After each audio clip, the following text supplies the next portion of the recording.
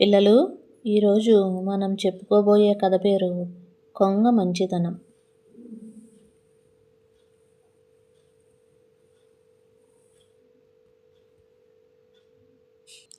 ఒక అడవిలో ఒక కొంగ ఉండేది. దానికి ఒకసారి వీపుపై ఒక పెద్ద పుండు ఏర్పడింది. దీనికి ఎవరు వైద్యం చేస్తారా అని కొంగ ఆరా తీస్తే కోతి వైద్యం చేస్తుందని తెలిసింది. దానితో కొంగ కోతి వద్దకు వెళ్ళి తన గాయానికి వైద్యం చేయమని అడిగింది. దానితో కోతి, నీకు వైద్యం చేస్తాను కానీ నాకు 3 జామకాయలు తెచ్చి ఇస్తేనే అని కరాఖండిగా చెప్పింది. దానితో కొంగ, ఈ గాయంతో నేను తేలేను, ఇది తగ్గిన తరువాత తీసుకురాగలను అని చెప్పింది. కానీ దానికి కోతి అంగీకరించలేదు. దీనితో కొంగ నిరాశగా వెనుతిరిగి వెళ్ళింది. బాధపడుతున్న కొంగను చూసి చిలక, ఎందుకు అలా ఉన్నావు అని అడిగింది. దానికి కొంగ జరిగిన విషయమంతా చెప్పింది.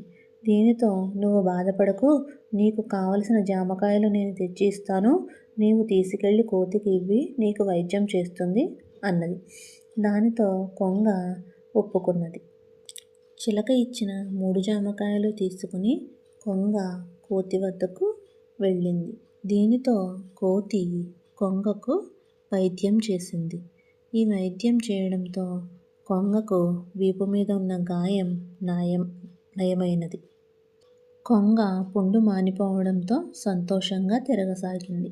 అది వెళ్ళి చిలుకకు తన కృతజ్ఞతలు తెలిపింది. ఇలా ఉండగా కోతి అడవిలో తిరుగుతూ ఉండగా ఒకసారి దాని కాలికి పెద్ద ముళ్ళు గుచ్చుకున్నది. ఎవరి వల్ల తీయడం సాధ్యం కావడం లేదు.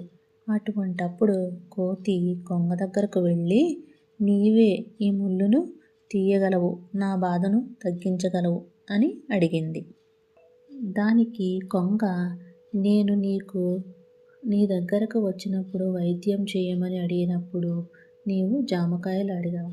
అదేవిధంగా నేను కూడా ఏదైనా అడగగలను, కానీ ఆ విధంగా నేను చెయ్యను అని అన్నది. మనం పరస్పరం సహకరించుకోవాలి అని చెప్పి కొంగ కోతి కాలుకున్న ముళ్ళును తీసింది. దీనితో కోతి తాను చేసిన తప్పుకు ఎంతగానో పశ్చాత్తాపం చెంది అప్పటి నుంచి అందరికీ సహాయం చేయడం, అందరితో స్నేహంగా మెలగడం మొదలుపెట్టింది. కాబట్టి పిల్లలు, ఎదుటివారు ఎవరైనా ఆపదలో ఉంటే తప్పక మనం